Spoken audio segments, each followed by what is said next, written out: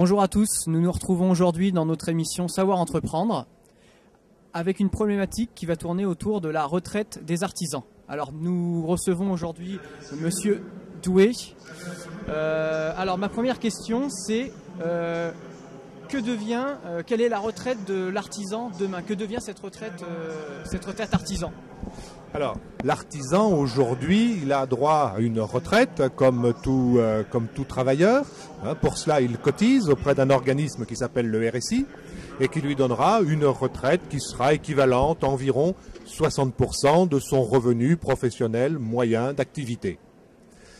Donc, bien évidemment, ce n'est pas suffisant pour pouvoir continuer de vivre. Si demain, nous, on se retrouve avec 40% de perte de pouvoir d'achat, on va avoir un petit peu de mal à vivre. Donc l'idée, c'est de mettre en place un complément de retraite pour aider l'artisan à mieux vivre au moment de sa retraite.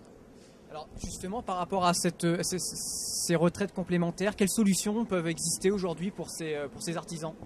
Alors nous, à la Mutuelle nationale de retraite des artisans, nous avons créé il y a 25 ans un contrat de retraite avec une idée qui était de dire, puisqu'il va y avoir une perte de pouvoir d'achat au moment de la retraite, on veut la compenser en partie ou en totalité, et en ayant aussi à l'idée qu'un artisan, c'est un chef d'entreprise.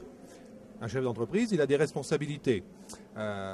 Donc les artisans ont pris l'image du cadre salarié d'une entreprise en disant, lui, ses responsabilités sont reconnues à travers des cotisations de retraite spécifiques, la caisse des cadres. Et donc les artisans, il y a 25 ans, ont créé un contrat de retraite à l'image de la retraite du cadre salarié d'une entreprise pour que l'artisan puisse lui aussi avoir une meilleure retraite. C'est-à-dire qu'il va cotiser pour lui-même finalement. Exactement. Alors, la différence par rapport à ce contrat du salarié, c'est que c'est lui qui va pouvoir choisir ses cotisations et il va cotiser pour lui et non pas pour les personnes qui sont déjà en retraite. Et avec un contrat extrêmement souple, parce qu'on sait très bien que le revenu de l'artisan, ce n'est pas un revenu linéaire. Il y a des hauts, il y a des bas, donc le contrat va pouvoir s'adapter à lui et à ses revenus. Très bien. Alors, que se passe-t-il si demain, malheureusement, le chef d'entreprise décède? Que devient cette cotisation, ces années où il a cotisé justement à ce régime? Alors, c'est une bonne question puisque les artisans l'ont prévu et si malheureusement l'adhérent venait à décéder pendant qu'il est en train de constituer sa future retraite, l'argent qu'il a déjà cotisé serait reversé à sa famille, à ses ayants droit ou à une autre personne. Et même les artisans sont allés plus loin en créant une garantie qui permet de prendre en charge les cotisations de la date du décès jusqu'au 60e anniversaire fictif de notre adhérent, de manière à bien sécuriser la retraite de ses proches. Donc cette cotisation n'est pas perdue? Elle n'est absolument pas perdue, elle n'est jamais perdue.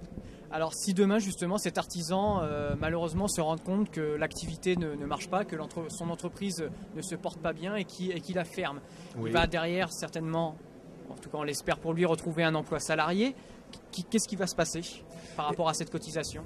Alors, sa cotisation, comme je le disais à l'instant, n'est jamais perdue, quelles que soient les circonstances. Donc là, s'il cessait son activité artisanale pour redevenir salarié, il aurait la possibilité de cotiser à nouveau sur son contrat à la MNRA pour se constituer ce complément de retraite qu'il avait décidé quelques années auparavant.